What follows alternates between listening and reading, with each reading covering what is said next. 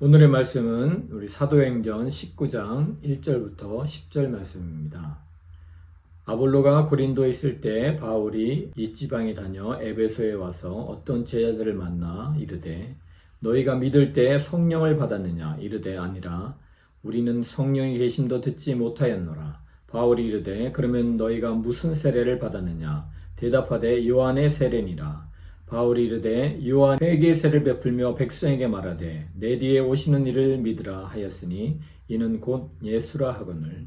그들이 듣고 주 예수의 이름으로 세례를 받으니 바울이 그들에게 안수하매 성령이 그들에게 임하심으로 방언도 하고 예언도 하니 모두 12사람쯤 되니라. 바울이 회당에 들어가 석 달 동안 담대히 하나님 나라에 관하여 강론하며 권면하되 어떤 사람들은 마음이 굳어 순종하지 않고 무리 앞에서 이 도를 비방하거늘. 바울이 그들을 떠나 제자들을 따로 세우고 두란노 선에서 날마다 강론하니라. 2해 동안에 이같이 하니 아시아에 사는 자는 유대인이나 헬라인이나 다 주의 말씀을 듣더라. 샬롬, 우리 에베소서 강의 두 번째 시간입니다. 지난 시간에는 왜 에베소서를 배우는가에 대해서 배웠어요. 어떤 것이 기억나나요? 에베소는 어디 있을까요? 에베소는 소아시아라는 지역이었어요. 보는 것처럼 에베소는 바다와 가까운 항구 도시였어요. 우리나라의 인천이나 부산 같은 도시였죠. 그래서 금융과 산업의 중심지였습니다. 에베소에 대해 좀 더 구체적으로 알아볼까요? 로마의 아우구스투스 황제, 주전 63년부터 주 4년까지 통치했던 황제인데요.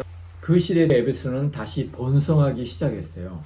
카이사르의 양아들로 옥타비아누스, 줄리어스 카이사르는 전쟁에 능했고 지략에도 뛰어났어요.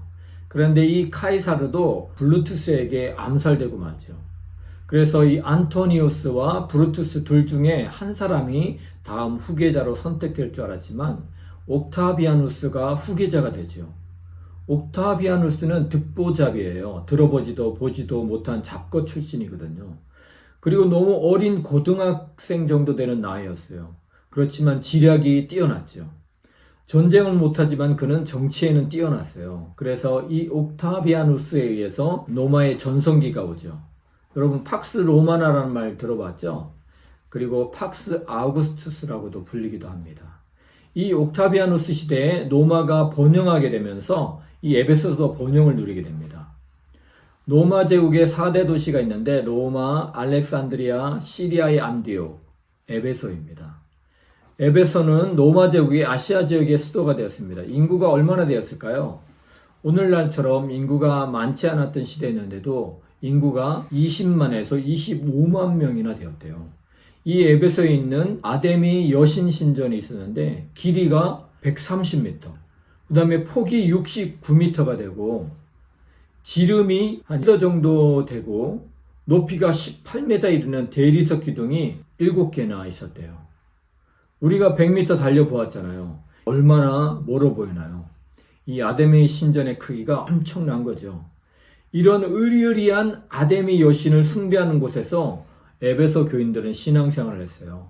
정말 힘들었겠죠? 그러면 우리 에베소 교회가 어떻게 생겼는지를 좀 알아볼까요? 그것은 바울이 3차례의 선교여행을 했는데 3차 선교여행 중에 에베소에 들렸답니다. 그런데 벌써 거기에 믿는 사람들이 있었어요. 사도 바울은 그들에게 당신들은 세례를 받았습니까? 라고 물으니까 우리는 요한의 세례를 받았습니다. 그러자 바울이 요한이 세례를 베풀고 내 뒤에 오시는 사람이 메시아이니 그 사람을 믿으시오. 그 사람이 바로 예수입니다. 그러자 그들이 주 예수의 이름으로 세례를 받기 시작합니다. 세례를 받으며 그들이 머리에 안수하자 놀라운 일이 일어나기 시작합니다. 그들에게 성령이 강력하게 임재하기 시작하는 거예요. 그러면서 그들이 방언도 하고 예언도 하기 시작합니다. 그런 사람이 12명 정도 되었어요. 그리고 사도 바울은 유대인 회당에 가서 석 달 동안 하나님의 나라에 대해서 설교했는데 어떤 사람은 마음이 해져서 듣지 않았어요. 오히려 어떻게 예수가 하나님의 아들이 될 수가 있어? 나는 이것을 믿을 수 없어. 당신들은 이단이여. 잘못되었어. 그러자 사도 바울은 그 회당에서 나와서 세례를 준 제자들과 두란노 소원으로 갔어요. 그리고 날마다 말씀을 공부하기 시작합니다. 그렇게 2년 동안 양육을 했답니다. 하나님께서 놀라운 기적을 일으켰어요. 바울이 사용했던 손수건이나 앞치마만 봐도 병든 사람에게 얹으면 그 병이 떠나가고 병을 가져왔던 귀신들이 떠나가는 겁니다. 그런데 이런 것을 보고 흉내내는 귀신 축출가들이 있었어요. 그 중에 스게아라는 유대인 제사장이 있었는데 그에게 7 아들이 있었습니다. 그들도 이런 것들을 시도했어요. 예수 이름을 명하노니 귀신아 나가라. 그러자 귀신이 나갔을까요? 오히려 귀신이 그들에게 내가 예수도 알고 바울도 아는데 너희들은 누구냐? 라고 말하면서 이 귀신 들린 사람들이 그들에게 달려들어와 그들에게 올라타고 공격하기 시작합니다. 옷을 꽉 붙잡고 있으니까 그들이 옷을 벗고 알몸으로 이 일이 유대 사람과 그리스 사람들에게 소문이 났어요. 그래서 그들은 예수님을 두려워하고 예수님의 이름을 찬양하게 되었답니다. 믿는 사람들도 자기들의 죄를 고백하고 회개하기 시작했어요. 그리고 다른 신을 힘입어 귀신을 쫓아내는 사람들이 그들의 책을 모아서 모든 사람 앞에서 불태우기 시작했어요. 야, 예수님이야말로 하나님의 아들이야. 내가 섬기던 신은 가짜였어. 나는 쓸모없는 다른 신을 섬기고 귀신을 쫓아내려고 했던 이 모든 책들을 다 태워버릴 거야. 그래서 수많은 책들이 불타오르기 시작했어요. 이것이 얼마나 많았던지 은돈 5만 개 정도 되는 가격이었답니다. 이렇게 에베소 지역에 주님의 말씀이 왕성하게 퍼져나가게 되었답니다. 그런데 이 데메드리오라는 아데미 여신을 은으로 만드는 은장이가 같은 직종에 있는 많은 사람들을 불러놓고 비상대책회의를 하기 시작했습니다. 야, 바울이라는 작자가 사람의 손으로 만든 것은 신이 아니라고 전도하면서 사람의 마음을 아데미 여신에게서 떠나가게 하고 있어. 이제 우리는 이런 일을 할 수도 없게 되고 아데미 여신의 신전도 무시당하게 될 것이요. 그리고 아시아와 온 세계가 숭배하는 이 여신의 위신이 땅에 떨어지게 될 위험에 처해 있어. 그래도 우리가 가만히 있을 것이요.